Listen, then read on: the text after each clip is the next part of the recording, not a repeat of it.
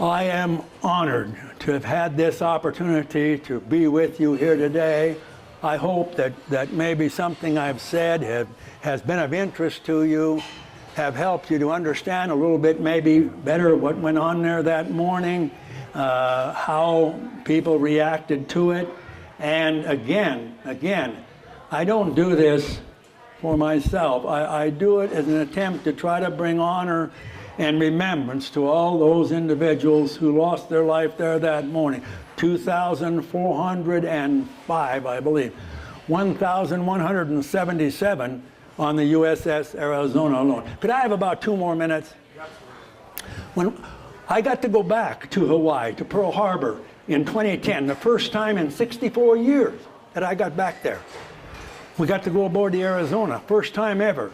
And it was altogether different now, standing there and looking down at that hull, than when I had passed by it on the ship or on the Liberty boat before. The following day, in the accompaniment of a naval historian whom we had arranged with the Hawaii Naval District some months before, we got to go back to Ford Island to the restricted areas, the hangar that I was in. On the way, we stopped at the USS Utah Memorial, paid our respects, honor, and remembrance to those crew members there. Went on down to the harbor inlet end where the patrol bomber squadrons were stationed. I got once again to stand on the very spot where that first bomb fell. I got to go back in that hangar. I got to point out the window pane on the southeast end of that hangar where those fragments and stuff would have had to come through to get to me. When we got home, my dear wife said to me, "What was it like to go back there after all these years? Whatever it was, you got to write it down for the kids and the family." So I start thinking about it, and all these thoughts start coming to my mind, and I start jotting down little things here and there as I went along. By the way, I'm 88, but I still work. I don't have a regular 8 to 4:30 or 9 to 5 job. I'm on an on-call basis. I provide a specialty service to the construction industry. And I'd be out there, I reclaim, recover, repair equipment seats. And I'd be out there on the sewing machine, or I'd be on the cutting table, or whatever I was doing on something. I jotted down. Luckily, most of those things that I was writing down also seemed to go into one of my memory banks. I just dread the day that it slips over to one of my memory blanks, you know. Anyway, I wrote down, I usually do it better in verses. And if you'll give me just a few minutes of your time, I'll share that with you. And if any of you who have been to Pearl Harbor and saw those battleships there on the bottom of the harbor, see if it tells you a story. From within those rusting hulls of sunken ships, reminders of what used to be, echo calls to remember from those there entombed that freedom is never free.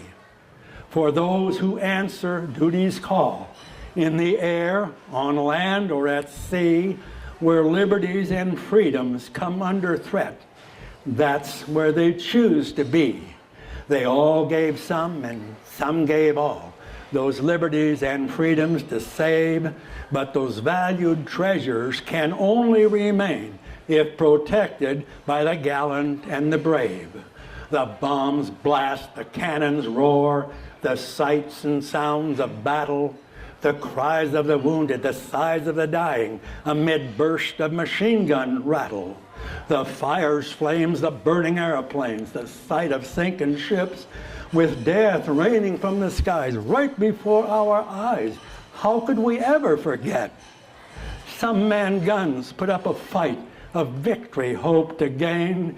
They stood their ground, then many with their ships went down, and down there they shall forever remain. Those shipmates and buddies, forever they're lost, never to breathe air again, must always be honored and forever remembered, or their sacrifices will have been in vain. Some saw it all, got involved, each in his own way, and for those who did and still survive, it's like only yesterday. We've grown old, tried to move on, things we've tried to forget, but try as we will, those memories linger still.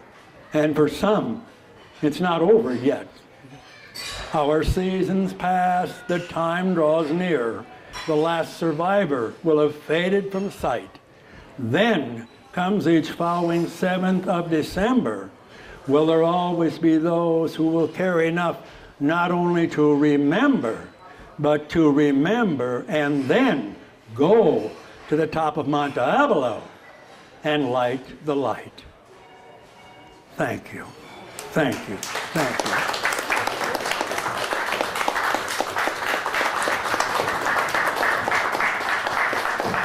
Thank you very much, Chuck. Thank you. Thank you.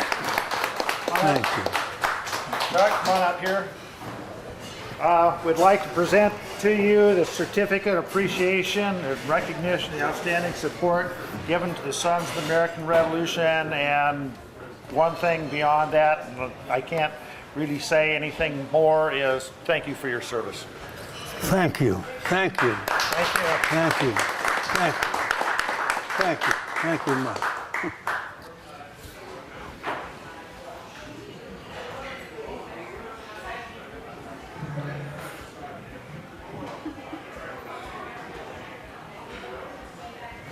Thank you.